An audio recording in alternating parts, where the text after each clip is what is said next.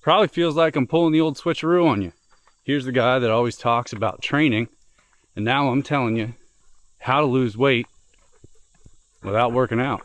Now I can almost hear what you're thinking. This sounds pretty suspect.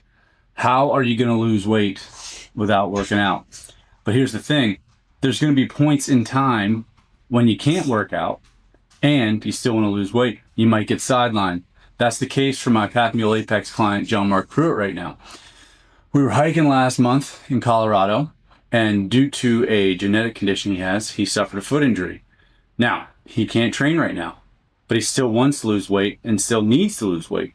We have some trips coming up, and him being as light as possible is for the best. Plus, he wants to improve his health and everything else that comes along with losing weight.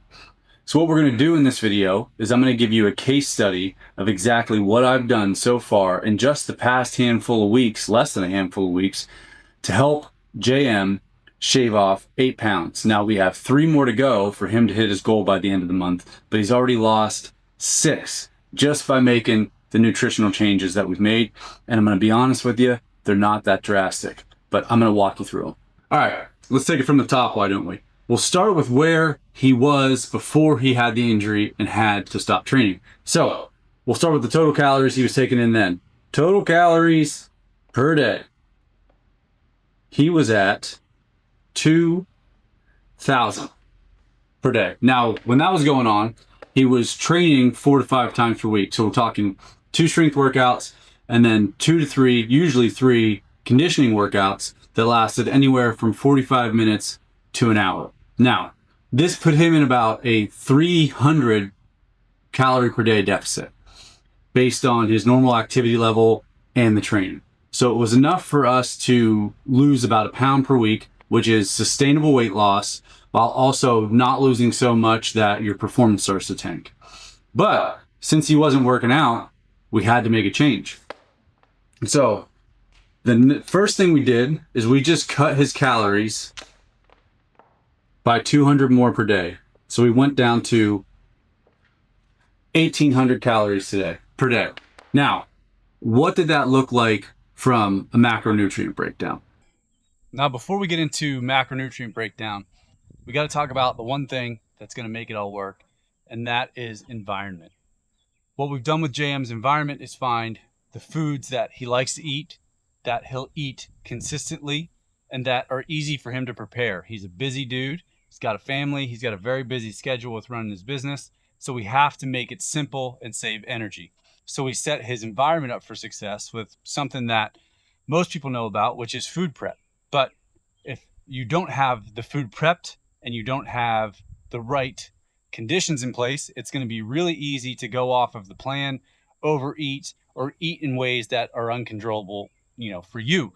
So we set him up with a meal plan, with sample recipes and breakdowns about the quantities of food that will allow him to hit his goals, both from a macronutrient standpoint and from a calorie standpoint. That way he's set up for success.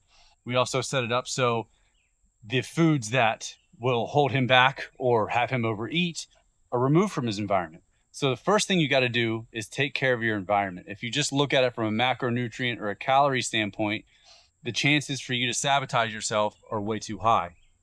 Another thing we do as part of the Apex program is I have a handle on his schedule. So I know when he's going out to eat. I know where he's going out to eat.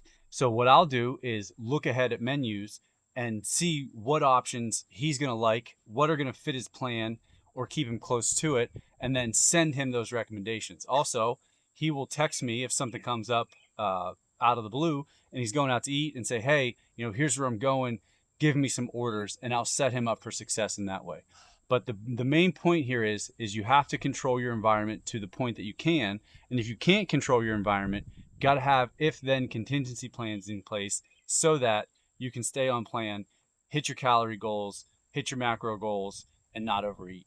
All right, with environment covered, let's look at the actual macronutrient breakdown that our man JM has followed. So first, protein. We'll use a P for protein, and that equals 180 grams per day.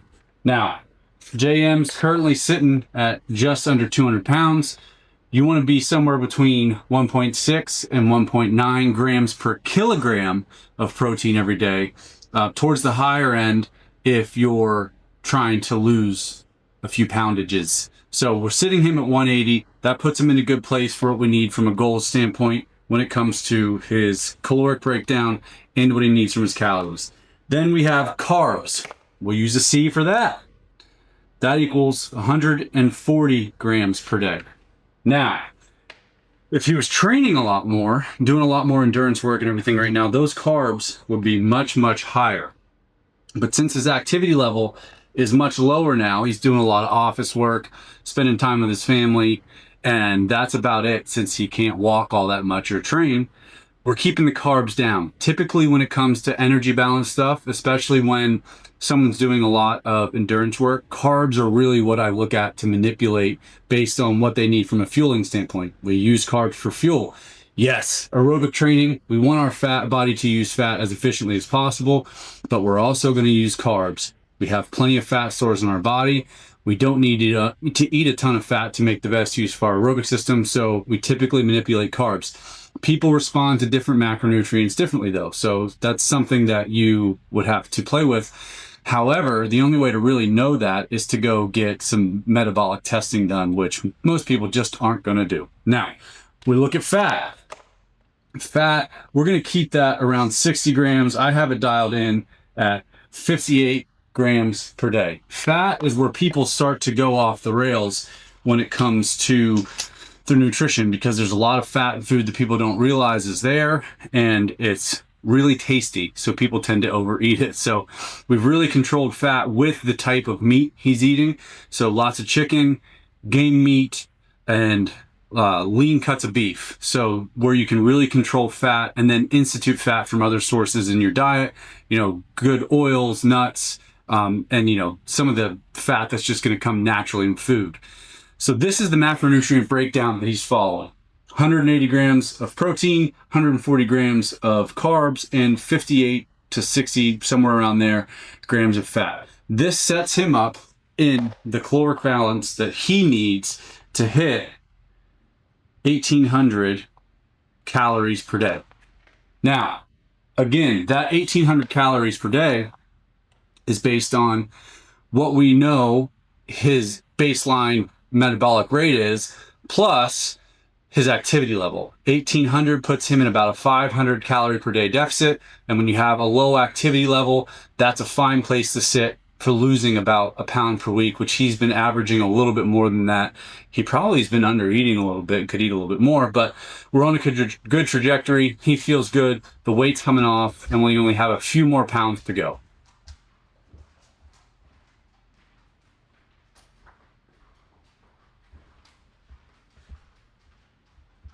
Now, what can you take away from all this?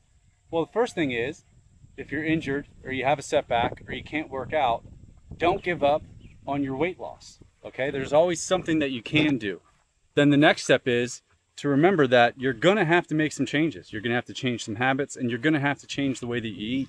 You're gonna have to cut your calories back. One of the biggest mistakes that people make when they're injured and they stop working out is they keep eating in the same exact way, and they're just not using as many calories throughout the day. So you're gonna have to make that change. To do that, you're gonna have to start with looking at your environment. You have to be set up to be prepared. You have to make sure that you're not putting yourself in situations where it's easy to sabotage yourself. And setting yourself up for success by having food prepared ahead of time is gonna be really, really big for your success. The next thing is figure out about how many calories you need to cut to be able to eat in the way that you need to eat.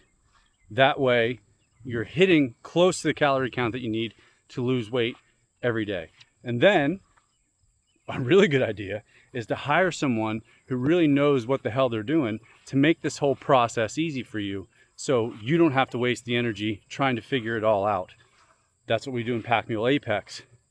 If you're a busy person that doesn't have the bandwidth to handle all of this, that's why guys like me exist.